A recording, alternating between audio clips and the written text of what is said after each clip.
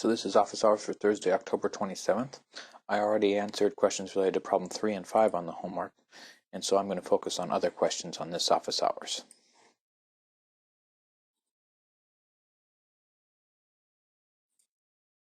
So first, I've gotten some questions on problem 2. And so you're told that a shunt-connected DC motor has a magnetization curve shown. VT equals 20 volts, R equals 3 ohms, and RF plus R just equals 40 ohms. And you're supposed to find the no-load speed. Well, obviously the first thing you need to do is find K phi. And we've been through that in quite a few examples in class, so I won't repeat it here. And then you know that the no-load speed is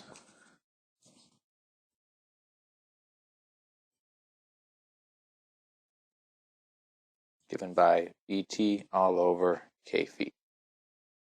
And so that's how we get the no-load speed. For part B, you are asked to find when the torque that drops the speed by 20%. So your new speed is going to be equal to 0.8 times your no-load speed. That'll give you your new speed, and then you can just find your torque from the equation that the torque has to be equal to K phi all over RA times VT minus K phi times omega m. And the K phi doesn't change because your field current doesn't change. All you're changing is your supplied torque, and the torque isn't going to change the field current. So that's how you do problem 2. Once again, I've already talked about problems 3 and problems 5 in my earlier office hours, so I'll skip over those. And now we'll talk about problem 4.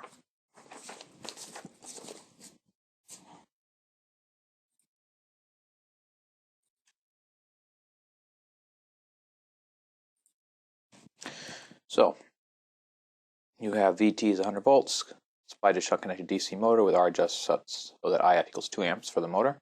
R equals 1 ohm and RF equals 45 ohms. The motor needs to supply torque of 4.5 newton meters and has negligible rotational losses. Determine the motor speed and value of R adjust. Well, first, we know that IF has to be equal to VT all over R adjust plus RF. And so from this, given we know IF, we know VT, we know RF, we can find R adjust. And then we need to find K phi. That's usually the way to start. And so we know EA from the chart is going to be equal to, in this case, if we look at our chart value, we see that there's a slope. Here we are. This chart has a slope of 30 volt amps per IF, so make 30 times my value for IF, and that'll give me my EA on the chart. And then, of course, I need to know my chart. The measurement was made at 1200 RPM, so I need to take this 1200 RPM and multiply by 2 pi divided by 60.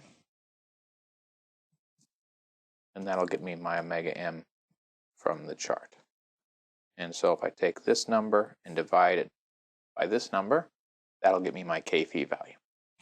And then I know, of course, that omega m has to equal to VT all over K phi minus RA all over K phi squared times the developed torque.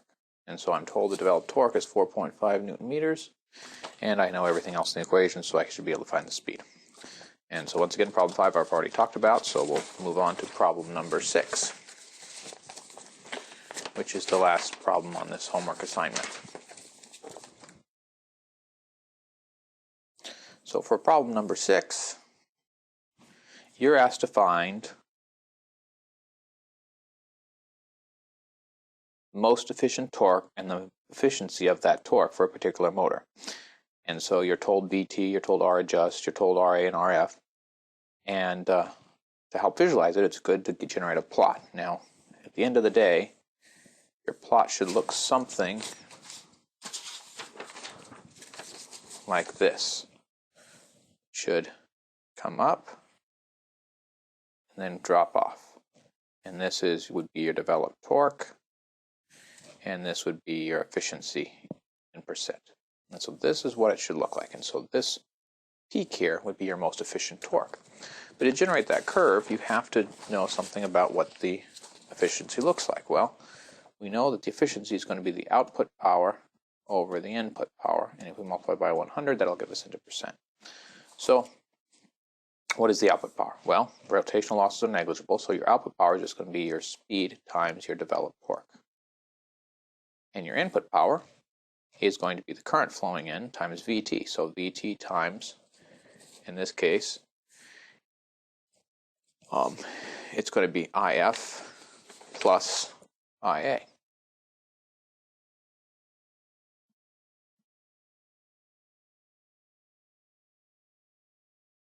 Well, let's look at the bottom first. So let's focus on the input power. Well, the input power, If, we know, or we can find, because If is related, of course, to Vt and Rf and plus R adjust. We know Vt, we know Rf, and we know R adjust. And so we can find If. And so all we're left with is Vt times Ia.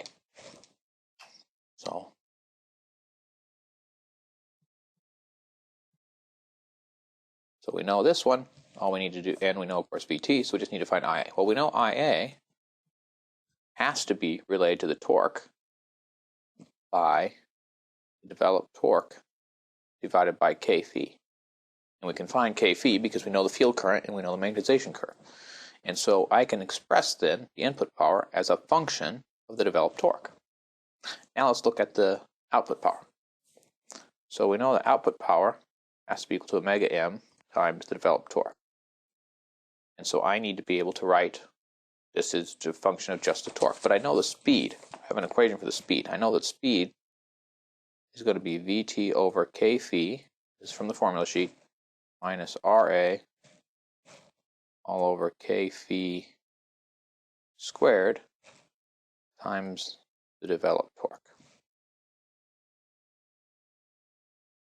That's the speed.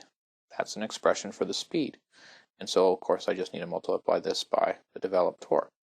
Well, I know Vt, I can find K phi, I know Ra, again, I can find K phi, and so I have this entire thing, the output power written as a function of torque, and if I look up here, I know everything here except the input power as a function of torque. And so if I combine these two together, I have an equation relating the efficiency to the torque.